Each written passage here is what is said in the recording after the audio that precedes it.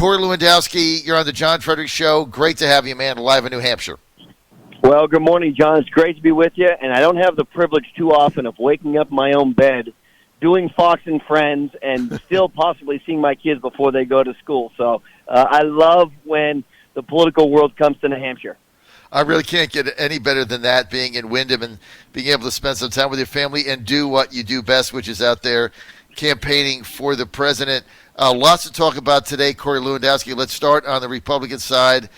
President Trump getting 100,000 votes or so. Not much going on with the Republicans there, but when does Bill Weld just see the handwriting on that wall and get out of this race? Well, look, this president, John, received almost 120,000 votes, actually, and has set the high water mark for any candidate in modern political history as an incumbent, getting a percentage in the raw vote total for re-election. And so Bill Weld knows there's no path forward for him. This is clearly just a vanity project. And we now know unequivocally that Donald Trump is going to be the Republican nominee. Bill Weld, I don't even think is going to get a delegate coming out of New Hampshire last night. And so it's time for him to get out of the race. He's the last vestige of the never-Trumpers who still think by some miracle of miracles they're going to beat Donald Trump. We'll just add him to the number of people we've vanquished over the years. Remember when this whole never-Trumper thing started as far as running against Trump in the primaries, right? We had the guy from South Carolina. You had the guy that we fired, the radio host Joe Walsh. Now you got this other guy, Bill Weld, from, I think he ran last time as a libertarian. I mean, they have absolutely nowhere to go. The president is going to be the nominee. He had a great showing last night. I saw a graphic, I think it was on Fox earlier today when I got up, that he got more raw votes in New Hampshire as an incumbent president than anybody ever, right? More than Clinton and Obama did, and Bush. He did. He did for the raw vote total. He got more than anybody, and as a percentage of the vote, and they're almost done counting. He's beaten Barack Obama by at least 6 points as a percentage. Barack Obama got under 80% of the vote total when he sought re-election. He's beat George Bush, George H.W. Bush, George W. Bush. He beat Bill Clinton, and so that is clearly a demonstration of how unified the Republican Party is, not just in New Hampshire, but across the country for this president, because they are thankful for what he's been able to achieve in the first 3 years of this administration. Well, a fantastic showing. Okay, we're with Corey Lewandowski. Corey, I want to get to the Democratic side, our take right here. We were the first ones to predict, being on the ground here for 6 days, Joe Biden was going to finish fifth in this race, get no delegates. He did. He went and split New Hampshire early last night, went to South Carolina. How does he revive this campaign, or is it over, Corey? Oh, no. Joe has not realized he's turned in his dinner plate. I mean, it's over. This campaign is over. There's no way back. Let me just give you some statistics. From the exit polling data last night, Bernie Sanders won 31% of the men vote. Buttigieg won 22%. Klobuchar won 16%. Elizabeth Warren won 7%. Joe Biden didn't even register in the exit polls amongst men. Now, when you look at women, Buttigieg won 26% of the women. Klobuchar won 23% of the women. Bernie Sanders won 22%. Joe Biden did not even register. When you look at non-white voters, Bernie Sanders got 32% of that and 42% of the Hispanic vote, which is a relatively small number in New Hampshire. But all this data indicates that nobody was supporting Joe Biden. He did not win one town in the state of New Hampshire yesterday. His race is over. It's over. Now, it's over. I think he gets beat in Nevada, he gets beat in South Carolina, then it's done. The other huge disappointment last night is, Corey, I see no pathway forward for Beth Warren last night after the disaster she had. She was under 10%, barely beat Biden. Neighboring state, she didn't even win the areas that were contiguous to Massachusetts. Remember, she had the lead in New Hampshire over the summer. She was actually ahead there, and she finishes with 9%, no delegates. When does she run out of money? When is this over for her? Well, John, clearly the people of New Hampshire who've gotten to know Elizabeth Warren because she's a senator from the neighboring state have looked at her policies and said, we are summarily rejecting those. They know Elizabeth Warren as the person who pretended to be a different ethnicity to get accepted into the Ivy League teaching practices, a person who, is very, non-authentic, if that's a word. When we saw her going to get a beer with her husband, and, the whole thing is just staged, it's fake, it's phony, and the people of New Hampshire had the opportunity to vet that firsthand and threw those policies and ideas out. So her campaign does not have a national infrastructure. She doesn't have a broad base of fundraising support. This race is really breaking down to Bernie Sanders, I think, is a clear front-runner, even though he did not have as good of a night last night in New Hampshire as he probably should have. And then Bernie Sanders is going to be looking to run against Buttigieg and Amy Klobuchar in a different lane. They'll run as the moderates, and then, of course, because of his financial capacity and resources, we're going to see Bloomberg stay in this race. So this has really become a four-person race. Everybody else is out. Deval Patrick, the former governor of Massachusetts, I think he might have got 1,100 votes statewide. And so, look, these guys are all getting out. Yang got out yesterday, except I still want my $1,000 he promised me, and so does my 8-year-old. So I'm not sure when that's coming, but I hope it's today because I can always use the cash, right? But look, these guys are all – this race is down to 3 or 4 viable candidates on the Democratic side, all of which I relish the opportunity to take on in November as I continue to work to get Donald Trump reelected President of the United States. Is Amy Klobuchar for real? Look, I don't think anybody has spent 15 seconds scrutinizing her record. Nobody has looked at what she's been able to achieve in the U.S. Senate, which is nothing. We know the only stories that we've known about Amy Klobuchar is that she eats salad with someone's comb and that her staff hates working for her. And now that she has raised $3 million in contributions since the polls closed last night in New Hampshire, you're going to see a lot more scrutiny on her, a lot more spotlight on her, and sometimes these people don't understand. When you shine the spotlight on them, it's very different at a national stage than when you run in a particular state. Yeah, like Minnesota. I know you had a chance to listen to the Bloomberg tape, the Mayor Bloomberg tape from New York that emerged. We just played it at the 7 o'clock hour. Our producer, Kara, who you talk to every week, African-American, said that she was leaning Bloomberg in Virginia. Now she's out. She's not voting for him as a result of that. But it's getting other than social media and radio shows like ours, it's getting absolutely zero scrutiny from the fake news media. Why? Well, because, John, he's one of the beautiful people. Not only is he one of the beautiful people, he owns a media outlet. Of course there's no scrutiny from the guy who owns the media outlet. I mean, that's like, to a lesser extent, my kids scrutinizing me. They have more ability to scrutinize me than Bloomberg's, news outlet scrutinizes him. And they've been very clear about that. He's one of the chosen ones, one of the select few. Look, there's 2 big stories that came out recently about Bloomberg. One is the stop and frisk. That's one, and it's a big story. But the other one, which no one has talked about, is his support of Russia to go in and invade Crimea in 2015. No one's asked him about this. He's on the record as saying it. And I think, once again, Michael Bloomberg, who really bought his way the mayor's office in New York City with the $100 million he spent, is about to come on to the debate stage with his box, I think, probably to make him a little taller, and finally get some scrutiny from Joe Biden and Pete Buttigieg, who are going to take the fight to him because they have to. They have to. Right. Because of the money that he's spending, so he's going to have to start answering for some of this stuff.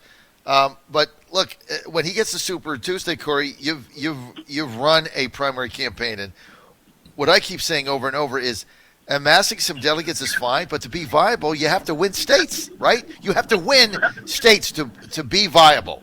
You have to win caucuses. There's not a single, now it's 18 days out. There's not a single Super Tuesday state where Bloomberg actually has the lead, not one. So, yeah, he's going to get some delegates, obviously, but how do you go through Super Tuesday, 10 states, not win any, and then still be the viable guy? How do you do that? Well, you can't, and I don't believe that his goal is to go and get the requisite 1,991 delegates to actually be the Democratic nominee. I think he wants to stay in this race. We've talked about this, John. Siphon delegates away from Bernie Sanders. Make sure that Bernie doesn't get the 1991 going into their convention. have a contested convention and him use his billions of dollars to influence the delegates there to convince them that he will be the best candidate to take on Donald Trump. So I don't think Bloomberg's strategy is to win any states on Super Tuesday. I think it's simply to siphon off a number of delegates from Bernie so that he can go to the convention and be the other option. That's really where this is going. You're one of the people like me that really don't see the math here for Bernie to get to Milwaukee with 1,991 delegates needed to win. 100%. Look. Last night, Bernie picked up 9 delegates, obviously, 9 more than Elizabeth Warren and Joe Biden combined. And the truth is, Michael Bloomberg is not even competing in the first 4 states. Right. He has no path to win all of the delegates on Super Tuesday. Right. And, John, no candidate in the history of politics has ever not competed in the first 4 states, let alone not finished first, second, or third and gone on to win.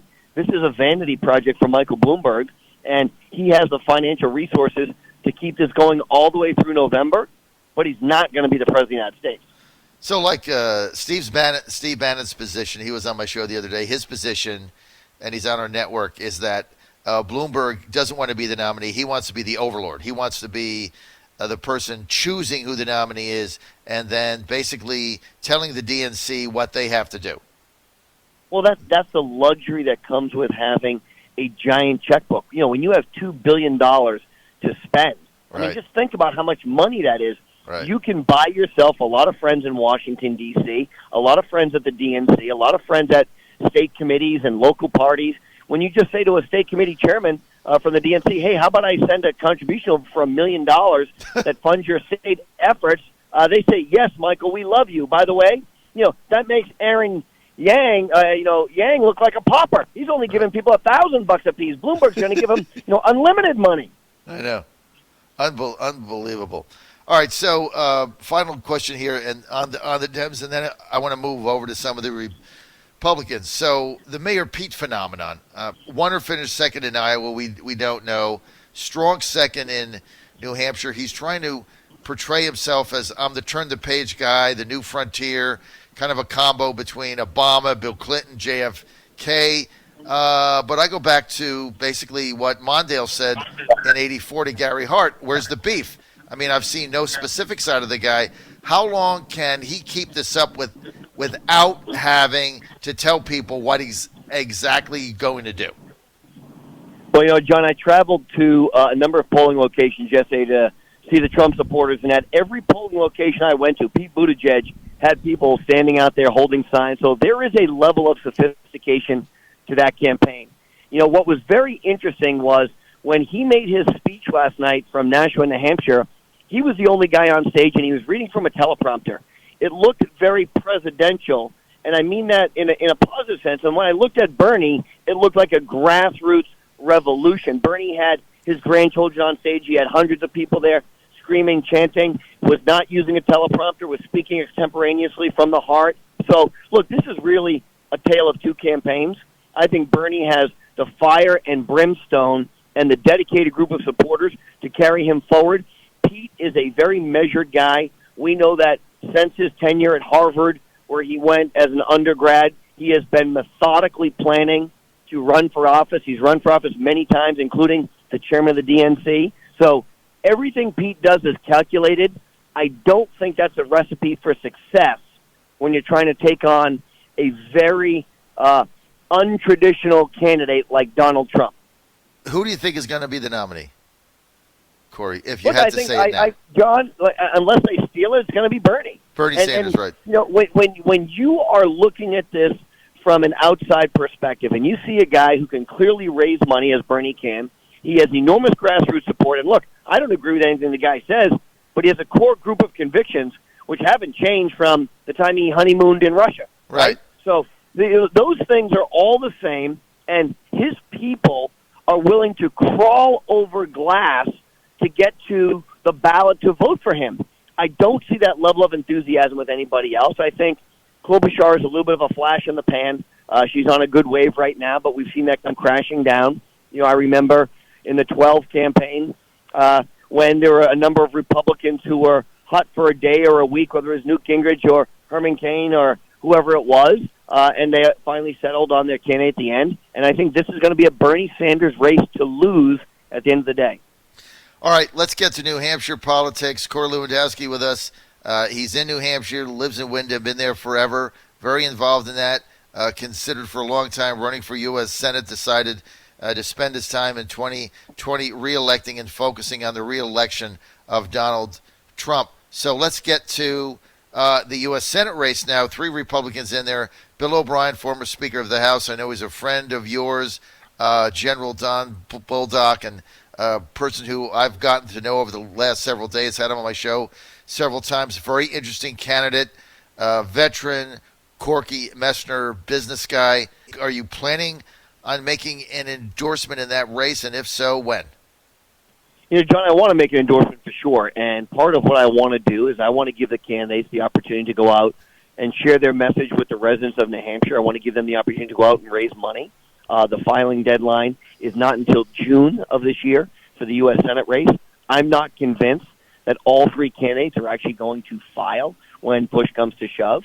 The fundraising numbers, which they're going to have to report the first week of April, are going to be very important because Jeanne Shaheen has about $4.7 million in the bank. She's a 2-term incumbent U.S. Senator, and part of the way to defeat her is a good, strong message, a good grassroots support, but it's also the financial support. And so I want to give these candidates the opportunity to go out, raise money, tell people why they should vote for them, and then see where the field is as we get close to the actual filing deadline. But I will be making an endorsement probably shortly thereafter. All right, well, I've had Corky Messner on my show 2 times in the past several days. I've had Bill on, as you know, several times. I think Messner is somebody to take a hard look at. He's different. He's new. He's exciting. He's got a lot of energy. He's a veteran businessman. So I think he could be a different type of candidate going up against Shaheen. So take a look at him. Let's get to your district, the 2nd district, right, of Annie Custer, Steve Negron, Lynn. Don't want to say her name wrong. Yeah, Blankenbecker. Yeah, Blankenbecker. I've already endorsed Steve Negron in that race. He ran last time. He came from nowhere. You get him on the radio. The guy's knowledge, Corey, is so in-depth. I mean, he's the real deal. And I've backed Steve. Do you have any thoughts in that race? Look, I think both the 1st congressional district in New Hampshire and the 2nd congressional district are going to be very competitive because Donald Trump is on the top of the ticket. Donald Trump is driving out Republicans and like-minded independents to support him.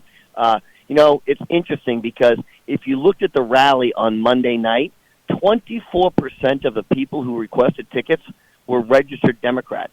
That tells me that we have opportunities in New Hampshire to first get Donald Trump elected, to make sure we defeat Jeanne Shaheen, to keep Chris Sununu as the governor, and to win back 2 congressional seats. And look, John, if we win back the 1st and the 2nd congressional district of New Hampshire, that means Nancy Pelosi is the former Speaker of the House once again. Because if we win those 2 seats, that means there is a wave election coming, and Donald Trump will have the opportunity to govern with a Republican majority in the House once again, and it's so important. All right, well, we'll see what happens. I also want to thank Corey Lewandowski not only for being with us, I'm also running again for National Trump Delegate to the convention in Charlotte in my 4th district in Virginia, and that's a competitive race with our slate there, our Trump slate, and Corey Lewandowski has graciously agreed to do a fundraiser for us in Washington.